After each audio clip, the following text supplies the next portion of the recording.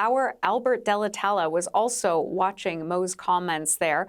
Albert, this is something that they plan to bring forward the legislation and pass very quickly. That's right, Hannah. And he reiterated there that he plans to use the tools available to the government to ensure that that policy on pronouns, that it remains in place, and namely those tools that refers to one major tool, notwithstanding clause, which would exempt that legislation from being subject to the Charter of Rights and Freedoms for at least 5 years. He said repeatedly that this provides clarity to both parents and to educators as well, and that it lines up with what his government has been saying repeatedly for the past several weeks. He says that legislation will be passed at the earliest opportunity for his government. He says that the notwithstanding clause, that it exists for a reason, that it was a part of charter discussions, and that it's there to ensure that the government of the day can make decisions such as this decision. And yeah, he really did repeat again and again that it provides clarity to everyone involved. He said that, and this follows that injunction, as you said, Hannah, that by that judge yesterday to approve an injunction to temporarily put that policy on hold.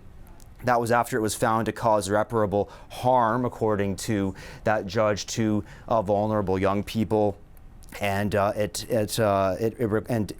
policy, as you were explaining, it requires parental consent for children who want to use a different name or pronoun at school. It has been contentious, very contentious for the past few weeks, and he says too that he plans to recall the legislature on October 10th to invoke that clause. Hannah. Okay, Albert, thank you so much for breaking this down for us. Appreciate it. You're welcome. For more reaction on this, I want to bring in Jim Farney. He is the Director and Associate Professor at Johnson Shoy Ama Graduate School of Public Policy at the University of Regina. Welcome to the program. Appreciate your time. Thanks, Hannah.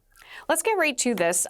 So there was a judge's injunction that was put in place yesterday.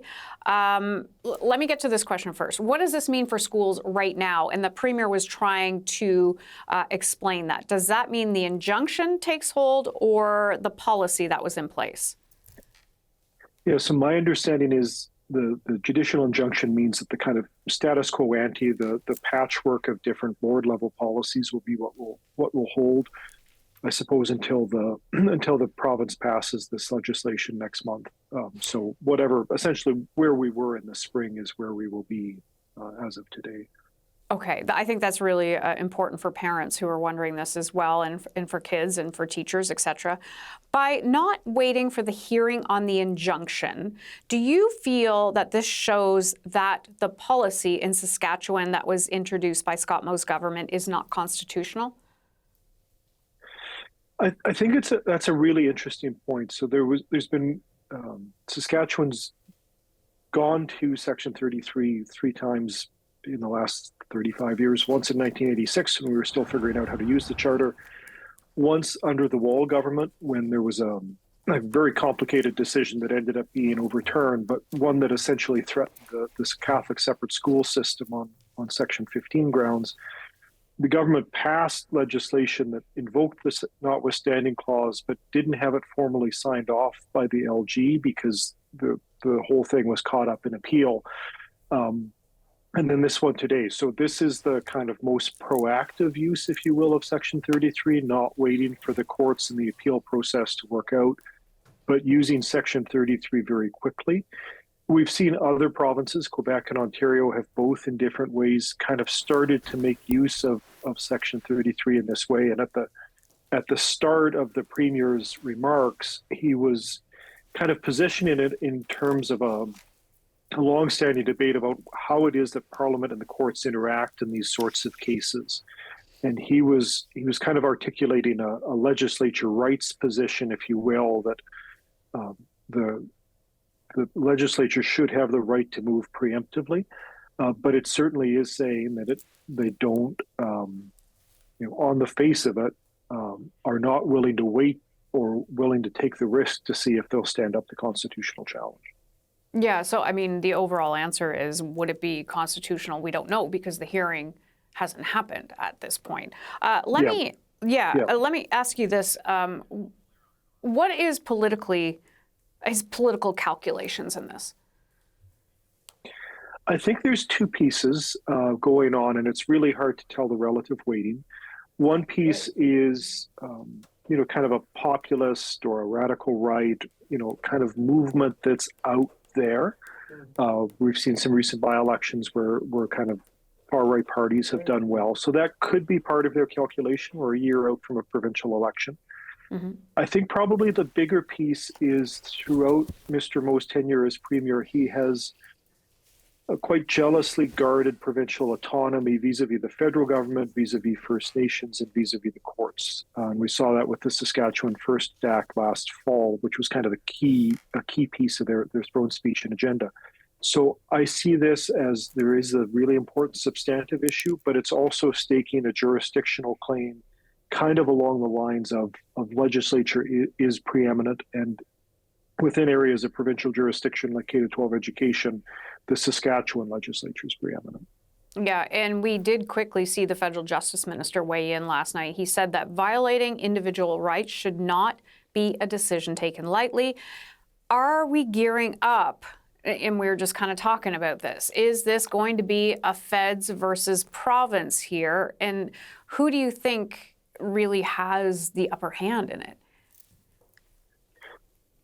On this one, unlike some of the other federal provincial court cases, like on the carbon tax, where there was debate over jurisdiction, I think K-12 education is very clearly provincial, and there's been a lot of jurisdiction over that. So I think it would be the courts saying this policy area is provincial.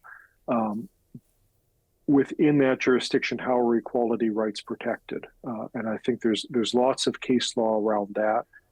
I think the contrast with Quebec's minority language rights and some of the head coverings is illustrative, where the feds have said, we have to wait for this to go through all of the potential pieces of court challenges and so on before we finally weigh in, is probably where things would end up.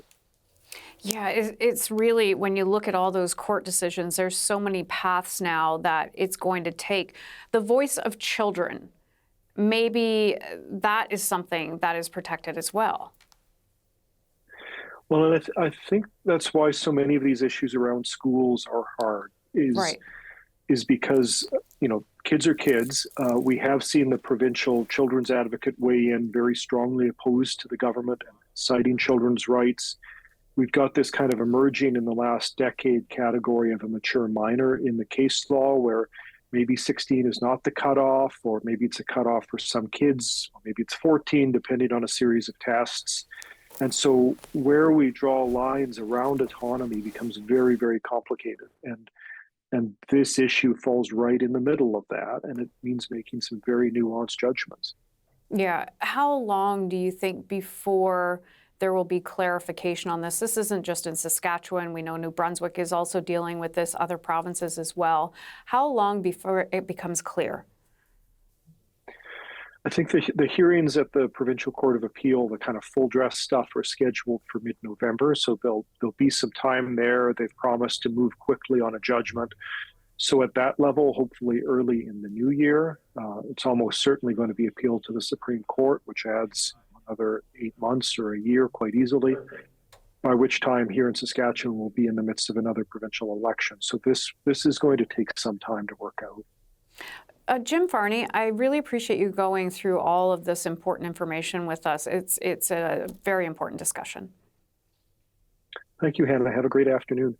You as well, and a great weekend. Jim Farney of the University of Regina.